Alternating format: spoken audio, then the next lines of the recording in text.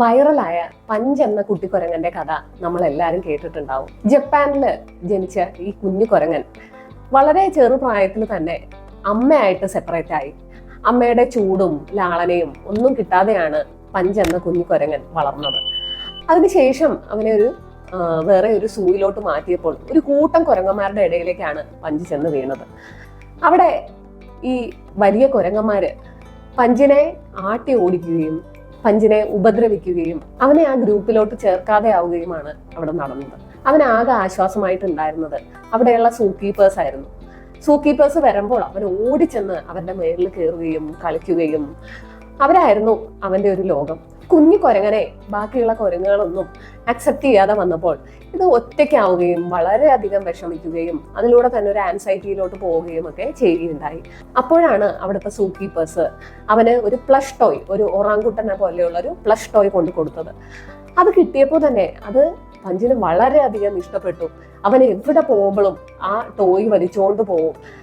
അവൻ ഓടുമ്പോഴും കളിക്കുമ്പോഴും അവൻ ഉറങ്ങുമ്പോഴും ഒക്കെ അവൻ ആ ടോയ്, അവന്റെ ലോകം ആ ടോയ് ആയി മാറി എന്നുള്ളതാണ്. ഈ കഥ വളരെയധികം പേഴ്സണലി എന്നെ വിഷമിപ്പിച്ച ഒരു കഥയാണ്.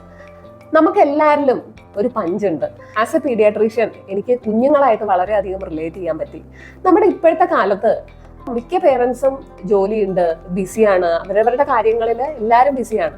അപ്പൊ കുഞ്ഞുങ്ങളെ കേൾക്കാൻ, അവരെ അറിയാൻ, അതുപോലെ അവരായിട്ടുള്ള ഒരു ടച്ച്, ഇവിടെ പഞ്ചിനും വേണ്ടത് ആ ഒരു ടച്ചും ആ ഒരു ഹഗ്ഗും അവന് അമ്മയിൽ നിന്ന് കിട്ടേണ്ട സ്നേഹവും കെയറും അറ്റൻഷനുമാണ് ആ ടോയിന്ന് കിട്ടിയത്. നമുക്ക് കാണുമ്പോൾ അതൊരു വെറും ടോയ് ആയിട്ട് തോന്നും. പക്ഷേ നമ്മുടെ ജീവിതത്തിലും ചെറിയ കുഞ്ഞുങ്ങൾക്ക് പറ്റുന്നത്, നമുക്ക് നമ്മുടെ പ്രയോറിറ്റീസ് ഒക്കെ കഴിഞ്ഞ് നമ്മൾ വരുമ്പോൾ കുഞ്ഞുങ്ങൾക്ക് നമ്മളെ കിട്ടുന്നില്ല, നമ്മളായിട്ട് സ്പെൻഡ് ചെയ്യാൻ ടൈം ഇല്ല. അപ്പൊ ഈ ഒരു സാഹചര്യത്തിൽ കുഞ്ഞുങ്ങൾ വളർന്നു വരുമ്പോൾ എന്ത് പറ്റുന്നു എന്ന് വെച്ചാൽ കുറെ കഴിയുമ്പോൾ ഭയങ്കരമായിട്ട് ടെമ്പർ ടാൻട്രംസ്, അമിത വാശി, കുഞ്ഞുങ്ങൾക്ക് ഗാഡ്ജറ്റ്സിനോട്, മൊബൈൽ ഫോണുകളോടൊക്കെ അമിതമായിട്ടുള്ള അഡിക്ഷൻ ഒക്കെ വരുമ്പോൾ നമ്മൾ പേരൻസ് എപ്പോഴും കുഞ്ഞുങ്ങളെയാണ് കുറ്റം പറയാറ്. അതിന് പകരം നമ്മൾ സ്വന്തമായിട്ടൊന്ന് അനലൈസ് ചെയ്ത് നോക്കുക. നമ്മുടെ സമയം, നമ്മുടെ അറ്റൻഷൻ, നമ്മുടെ കെയർ ഇതെല്ലാം കുഞ്ഞിന് ലഭിക്കുന്നുണ്ടോ എന്നുള്ളത് നമ്മൾ ശ്രദ്ധിക്കുക. എപ്പോഴും ഒരു ഇമോഷണലി അവൈലബിൾ ആയിട്ടുള്ള ഒരു പ്രസന്റ് പേരന്റ് ആയിട്ട് നിങ്ങൾ മാറുക. ഈ വീഡിയോ മാക്സിമം പേരൻസിന് ഷെയർ ചെയ്യുക.